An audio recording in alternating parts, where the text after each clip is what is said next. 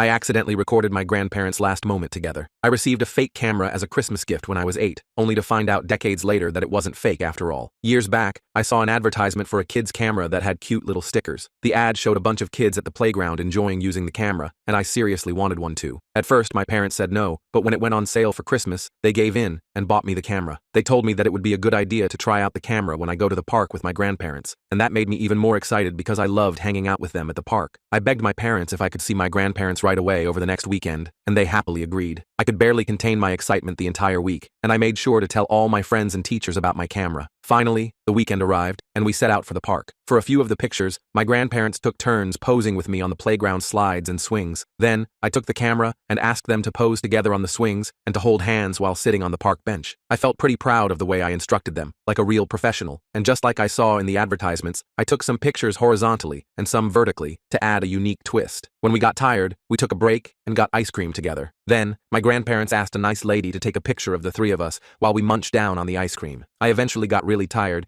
and my grandpa carried me on his back to walk us home. Unfortunately, that had been the last time we got to go to the park together. My grandma ended up having a stroke, and my grandfather got ill from the heartbreak and followed my grandma into heaven. Years later, while my girlfriend was visiting our family house, she pulled out an old box my parents hid that had all of my childhood memories. She pulled out the camera and giggled when she played with the scrolling function, saying, "You look so cute in these pictures." I raised an eyebrow and said, "What pictures? That camera's not real. It was just made for kids." She shook her head and argued, "I had the same camera before when I was a kid, and you can 100% save and even print out all of the pictures you took. Come see for yourself." She handed me the camera, and I closed one eye to peek through the small hole. I placed one finger on the scrolling knob and went through each picture. A flood of memories passed through my head like a movie, and I couldn't fight back the tears that came with it. My girlfriend hugged me and smiled, commenting, "They're wonderful pictures. Why don't we take this old thing and find a place that could maybe get it developed?" She immediately whipped out her phone and searched for the camera model and the nearest place that could develop older films. We drove 50 miles out of town and reached a large vintage store that had a darkroom in the back. We paid for the service and waited about a week for the camera and the film to get developed and saved onto a USB. We then got it printed out on several large canvases. At the next large family reunion, my girlfriend and I brought out the canvases and placed on different stools around the house. A few of my relatives burst into tears, while others admired the candid and posed pictures. My parents walked around shocked and asked how we managed to do this all, and I explained, "You know that camera you bought for me back when I turned 8? Turns out, it wasn't a toy. I was taking pictures of some of the best moments from my childhood." My parents hugged me and thanked the Lord that they were able to see my grandparents looking so happy and healthy once again.